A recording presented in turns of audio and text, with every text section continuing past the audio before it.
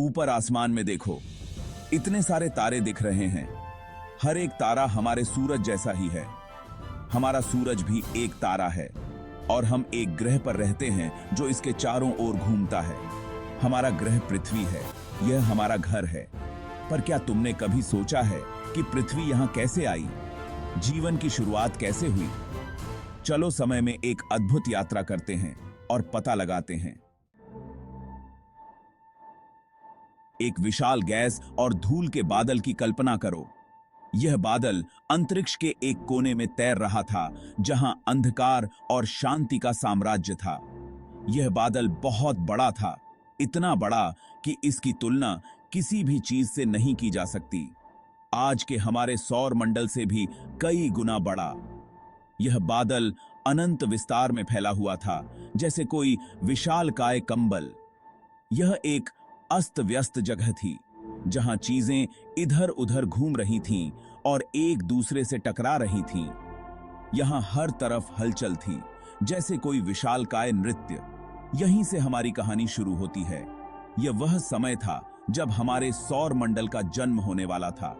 लाखों वर्षों में गुरुत्वाकर्षण ने गैस और धूल को एक साथ खींचना शुरू कर दिया। यह प्रक्रिया धीमी थी, लेकिन बहुत ही महत्वपूर्ण। बादल तेज और तेज घूमने लगा। यह घूमना इतना तेज था कि यह बादल एक विशालकाय चक्रवात की तरह दिखने लगा।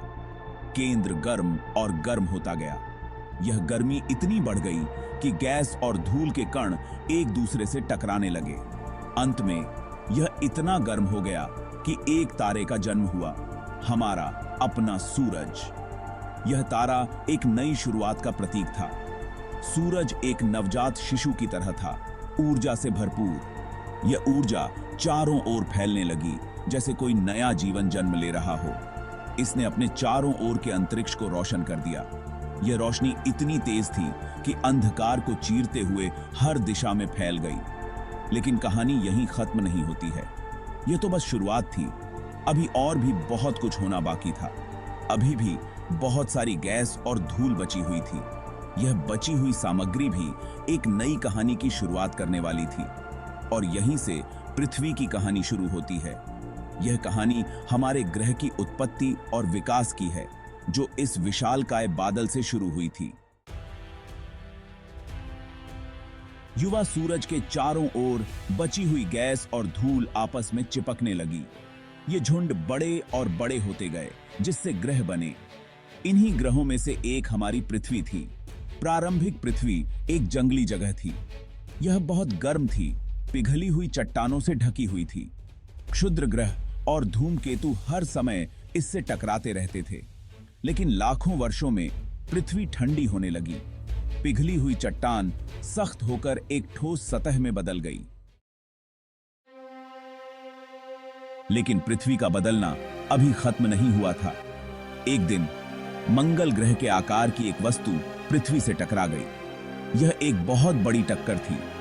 टक्कर से निकला मलबा अंतरिक्ष में फैल गया। यह मलबा अंततः एक साथ आकर हमारे चांद का निर्माण किया। चांद तब से हमारे साथ है। यह हमारे रात के आकाश को रोशन करता है और यह हमारे महासागरों में ज्वार को नियंत्रित करता है।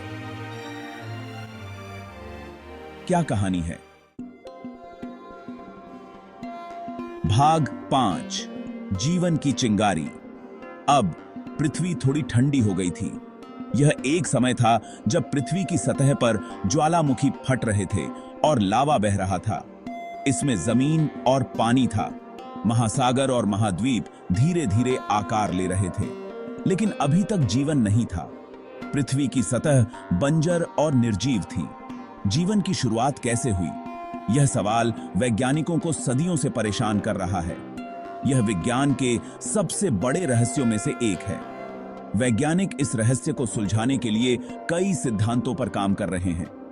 वैज्ञानिकों का मानना है कि जीवन की शुरुआत महासागरों में हुई थी।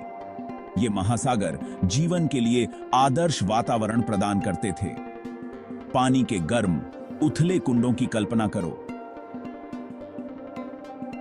ये कुंड जीवन के लिए आवश्यक रसायनों से भरे हुए थे। ये कुंड रसायनों से भरे हुए थे। इन रसायनों ने जीवन के निर्माण खंडों को बनाने के लिए एक साथ प्रतिक्रिया की। लाखों वर्षों में ये रसायन जीवन के पहले बिल्डिंग ब्लॉक्स बनाने के लिए बिल्कुल सही तरीके से एक साथ आए। यह एक धीमी और जटिल प्रक्रिया थी। ये बिल्डिंग ब्लॉक्स अंततः सरल कोशिकाओं का निर्माण करते हैं। ये कोशिकाएं जीवन के पहले रूप थे। ये कोशिकाएं पृथ्वी पर सबसे पहला जीवन थीं। वे छोटे और सरल थे, लेकिन वे जीवित थे। वे छोटे और सरल थे,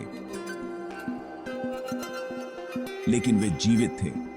इन कोशिकाओं ने जीवन के विकास की नींव रखी।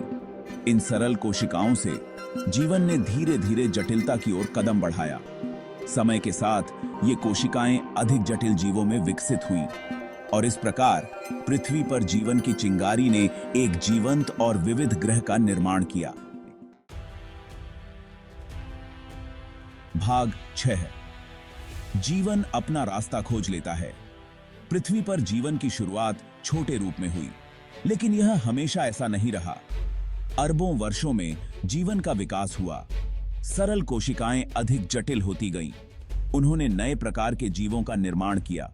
जीवन पूरे महासागरों में फैल गया। पहले तो ये जीव उन जानवरों से बहुत अलग थे जिन्हें हम आज देखते हैं, लेकिन समय के साथ जीवन का विकास जारी रहा। इसने नए वातावरण के अनुकूल ढाला। यह अधिक से अधिक विविध होता गया। भाग 7। समुद्र से जमीन तक। अरबों वर्षों तक जीवन केवल महासागरों में ही मौजूद था, लेकिन फिर कुछ आश्चर्यजनक हुआ। जीवन ने जमीन पर कदम रखना शुरू कर दिया। पृथ्वी पर जीवन के इतिहास में यह एक बहुत बड़ा कदम था। पहले भूमि पौधे सरल थे, जैसे काई। फिर कीड़े आए, जो जमीन पर रहने वाले पहले जानवर थे। समय के साथ अधिक से अधिक जीवों ने भूमि पर जीवन के अनुकूल ढाल लिया। महाद्वीप पौधों से हरे भरे हो गए। सभी आकार और आकार के जानवर पृथ्वी पर घूमते थे। भाग 8। अजूबों का ग्रह। गैस और धूल के एक विशाल बादल से पृथ्वी वह अद्भुत ग्रह बन गई जिसे हम आज जानते हैं। यह जीवन से भरा ग्रह है, छोटे बैक्टीरिया से लेकर विशाल भेल तक। इसमें विशाल पहाड़, विशाल महासागर और हरे भरे जंगल हैं। पृथ्वी हमारे सौर मंडल में अद्वितीय है। यह एकमात्र ऐसा ग्रह है जिसके बारे में हम जानते हैं कि यह जीवन का समर्थन कर सकता है। जैसा कि हम जानते हैं, यह एक अनमोल और नाजुक जगह है। भाग 9। हमारी जिम्मेदारी। यह अध्याय हमें याद दिलाता है कि हम सभी का इस ग्रह के प्रति एक कर्तव्य है। हम इस ग्रह पर रहने के लिए अविश्वसनीय रूप से भाग्यशाली हैं। यह हमारी जिम्मेदारी है कि हम इसे सुरक्षित और स्वस्थ रखें। आने वाली पीढ़ियों के लिए इसकी रक्षा करना हमारी जिम्मेदारी है। हमें यह सुनिश्चित करना चाहिए कि हमारे बच्चे और उनके बच्चे भी इस सुंदरता का आनंद ले सकें। हमें अपनी हवा, अपने पानी और अपनी जमीन की देखभाल करने की जरूरत है। यह हमारे जीवन का आधार है और इसे संरक्षित करना अनिवार्य है। हमें उन पौधों और जानवरों की रक्षा करने की आवश्यकता है जो हमारे ग्रह को साझा करते हैं। वे हमारे पारिस्थितिकी तंत्र का महत्वपूर्ण हिस्सा हैं। हम में से हर कोई फर्क ला सकता है।